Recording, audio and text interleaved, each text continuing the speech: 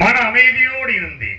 நட்சத்திரங்கள் ஓடோடி வந்தார். ஹரிச்சந்திரா, உன்னோடு 48 நாள் கஷ்டப்பட்டு வந்திருக்கிறேன்.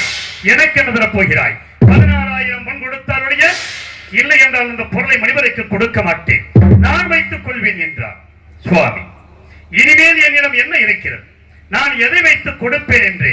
ஏன் இல்லை, நீ இருக்கிறாய் அல்லவா, உன்னை விட்டு கொடுக்கலாம் அல்லவா என்றார். ஆம் சுவாமி, என்னை நான் மறந்து விட்டேன் என்று சொல்லி அன்பு மந்திரி சத்தியஜித்தை அழைத்தேன்.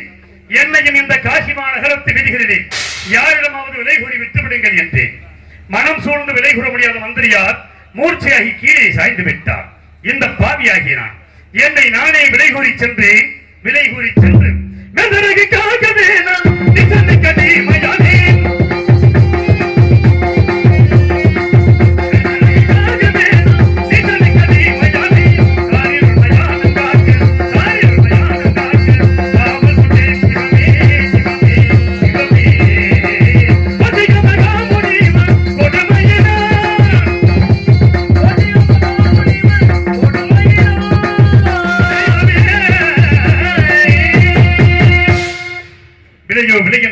சென்ற பொழுது வீரமாக எனும் ஈமக்காவலர் விலைக்கு வாங்கினார்.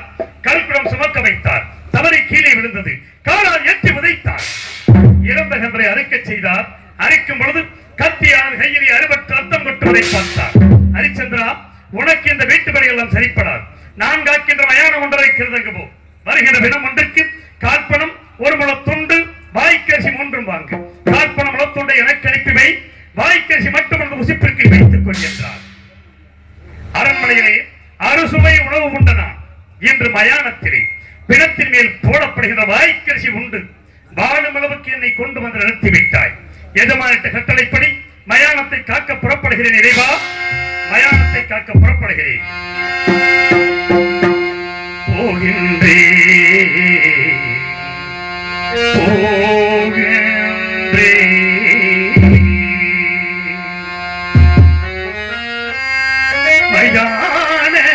காவல் புரிந்திடவே பாவினான் போகின்றேன்.